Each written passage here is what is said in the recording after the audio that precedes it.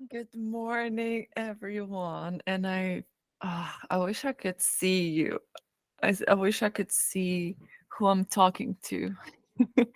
That would be more fun. Um, Maybe a creation for the future on the stage giving public talks. Yeah, because now I'm just looking at myself and it's a little bit weird. Um, just had a powerful interaction with someone from my creator circle, just supporting each other, keeping each other accountable. Like we're playing a big game of creation, of creating ourselves as powerful leaders, as powerful coaches. And it's a team game. When the water rises, all boats lift. I love this quote. And being there for one another is so, so, so important in those low moments and in those moments of doubt. So I'm feeling super grateful and blessed to have my circle, to have my team, um, whom I can rely on in those moments. It's like running a marathon and having that support team that's always by your side, that brings you drinks, that brings you food, and um, cheers you on, and yeah, allows you to finish that race. I don't know. It's a privilege to be of service to someone and to receive that support from others.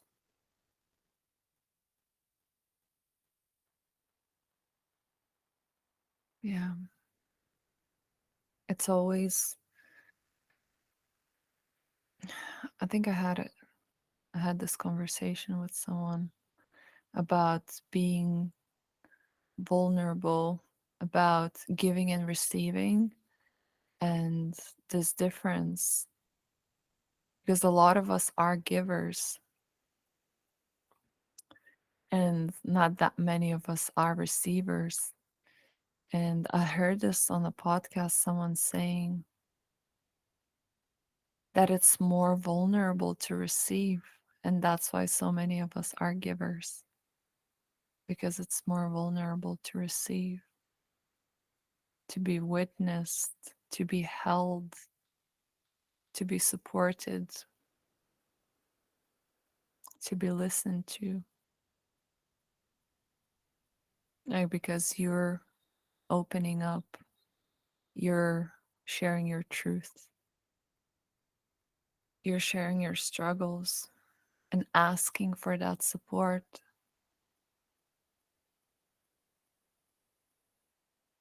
asking. What does that mean when we ask?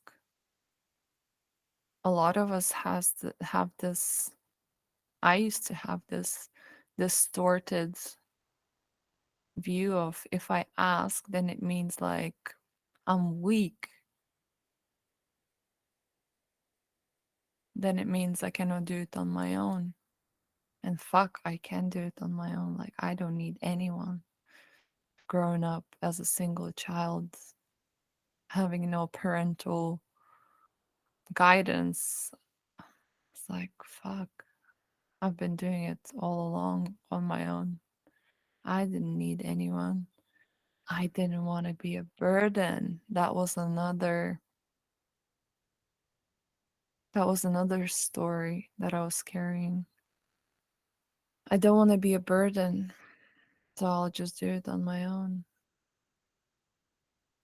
So I didn't want to be a burden to my parents.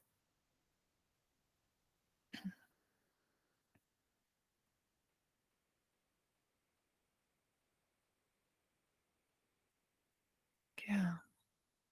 So then opening up and asking for support may feel like death, And for some, it actually takes to go into this like really, really dark place in order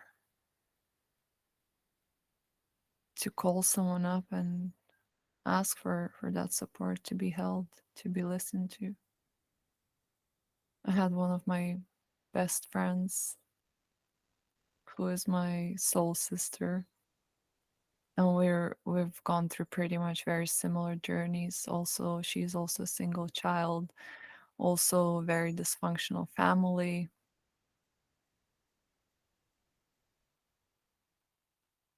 Seen it all, grown up also as a warrior, masculine, very masculine. Um in the approach of life. And whenever we would talk, there we would go deep into conversations, but there was always this like too powerful woman having conversation. um and it's only been recent that she started opening up and calling me up when she's crying, when she's breaking down, and I'm just my heart is melting. And I'm like, I'm here, I'm holding you, I'm supporting you, like I'm here. Because I know what it takes to do that. Because to this day I'm still struggling. I still have to fight with myself to pick up the phone in the moment of breaking down and going through my mental distress.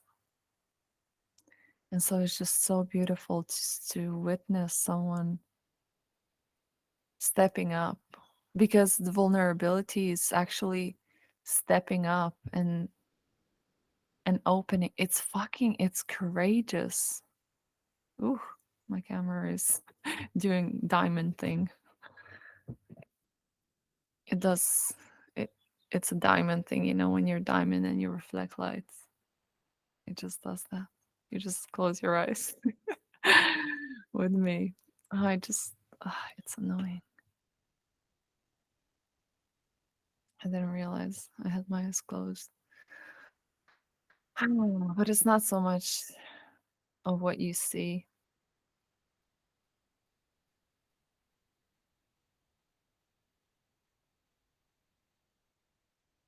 Yeah.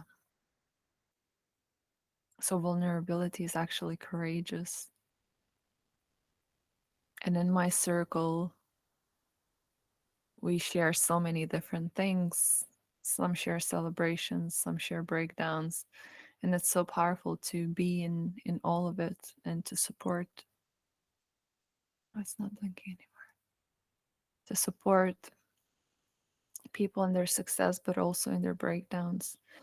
And the beautiful thing of experiencing someone breaking down and being vulnerable is that it gives us permission to do the same. And every time a friend calls me, every time I see someone in my group shares something really vulnerable, I'm like, fuck, yes, it's okay. It's okay for me too. Like, it's okay. I can do that too. Yeah. So, vulnerability is courage. We think that courage is, being strong, being powerful, like going after things. But it's actually, as much as it is courageous, but like, what is more difficult, to go and achieve something that you feel driven for, or to open your heart when you are fucking scared to death, when you've never done it before, when you don't know how it will be received.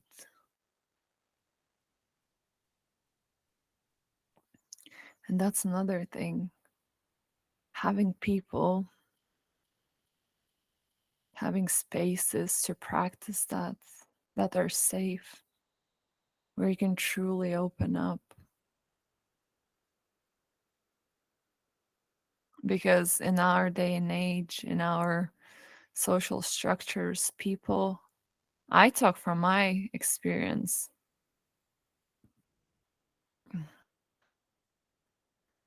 I talk from my experience because I was so numb and disconnected. I could never hold anyone's pain or suffering. Someone would get emotional when I was younger. Someone would get emotional next to me, and I wouldn't know what to do. I would freeze, and I'm like, awkward. And so my response would be freeze. Someone else's response will be stop crying. What, why are you crying? Like, or they would start taking it personally. They'd be like, so like, am I doing something wrong? Like, oh, we just we're not equipped to hold someone without any judgments, without any critiques, without any stories, without taking anything personally. We're not equipped to hold people in their process. And it's just a simple presence, being with someone. Not even comforting, oh, I know how this feels. No, you fucking don't. Stop pretending you do. Just fucking leave it be. Allow the person to be in whatever they are in, and then ask, what do you need right now? How can I support you? And I've been in spaces, I've been in groups, I've been in one-on-one coaching. So I had the space to practice being me, being raw, being vulnerable, being at my worst, being at my best, being experienced in all different ways. And I've been in experiences where I had to hold myself through those experiences as well when there was no one there. It's more specifically in my psychedelic experiences where when the medicine would give me such tough lesson that I would just have to hold myself while I would be in absolute distress going through the process. And I had to learn to hold myself as well. So yeah, we're not equipped. We don't have spaces. And now more and more is beautiful. Now more and more we're having sharing circles. We have different alternative modalities where we can immerse ourselves in and be in that open and vulnerable conversation. Different retreats, to do with yoga, meditation, whatever, like alternative ways of connecting and relating, tantra. Um, so it's beautiful to see how the world is growing, evolving, and expanding, um, to be able to hold more and more of the vastness of the experience that we are. Mm. Yeah, and I just feel very blessed and privileged to have had all the experiences that I've had to develop that capacity to be with whatever, with the storm, with the sun, with the smile, with the cry.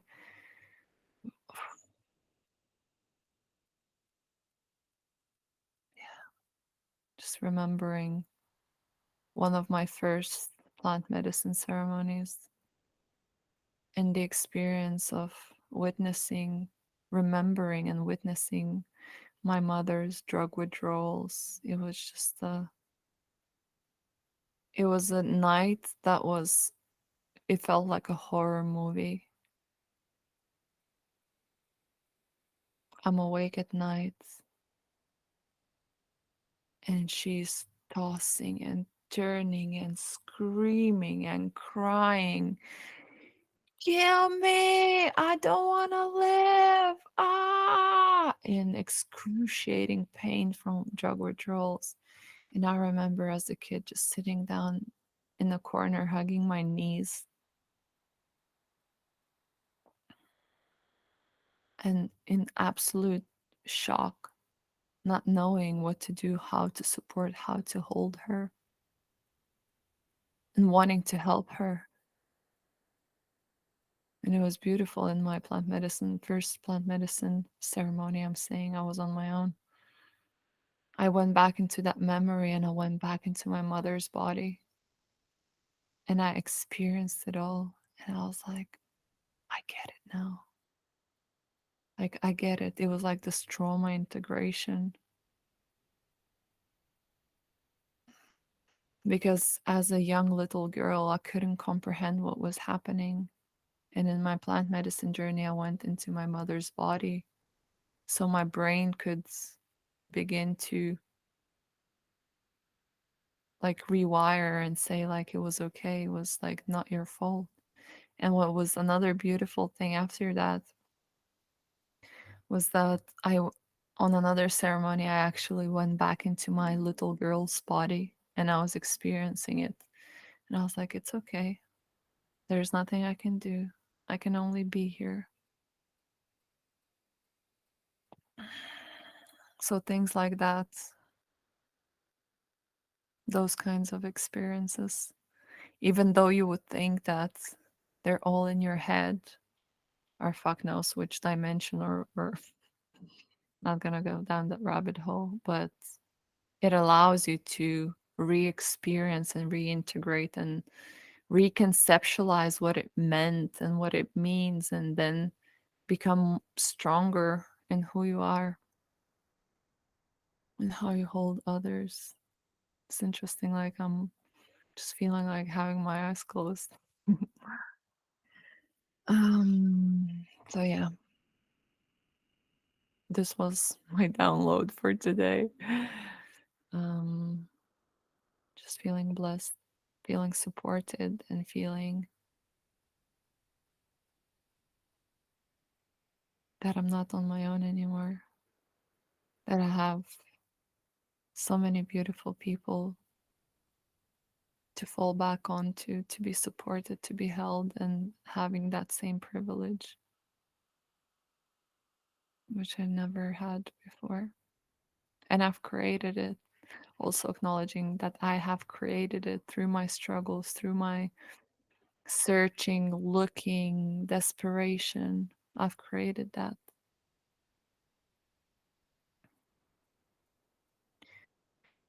And you can create that too. And some of us do have it. Some of us are born into those, good structures of support. Although I think it's quite rare. More often than not, we're born into structures that are not very conducive to our expansion and our growth. And either we outgrow them and move on, or we start growing and nurturing our environments to grow together with us.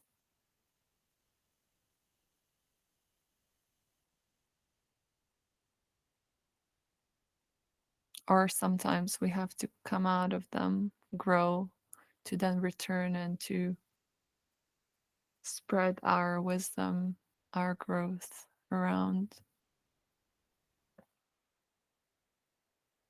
But it's okay. It's okay to go out and to explore and to be different and feel different. Because at the end of the day, we're following our own truth, our own path, creating who we are powerfully. So then everything around us can thrive.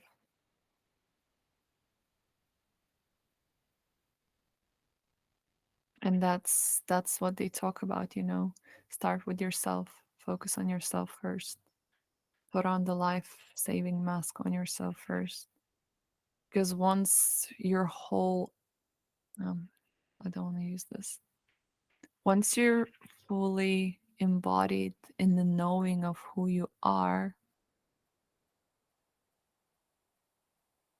once you're embodied in the love that you feel for yourself and others, that you are, the love that you are, this is where you will impact your every interaction around you.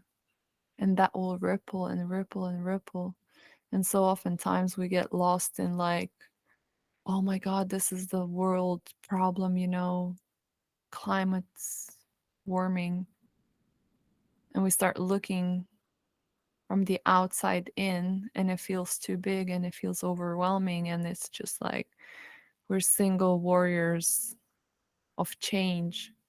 But if we focus from the inside out, it's like, what can I do now? What can I do today? What can I do in my immediate circle, and start there, start small and keep expanding. This is where the big shifts happen. Okay. I felt like I was in some kind of trance mode. But that's all for today. Thank you for being with me. Thank you for feeling me while I was feeling myself, sharing it. I hope you take something out of this. You don't have to, but it would be nice. People pleasing. And you see my diamond flashing light is back on. Oh my God. I was talking with my friend yesterday and she was like, you know what? I kind of like it. It's like, I don't know. Maybe it is my core of my diamond that's flashing out. Anyway, I'm loving you. Thank you for being with me, for sticking with me, for listening, for witnessing, for experiencing. And if there's anything that arose in you, a feeling, a sensation, an emotion, a frustration, I would love to hear. All is welcome. Um, have a beautiful day.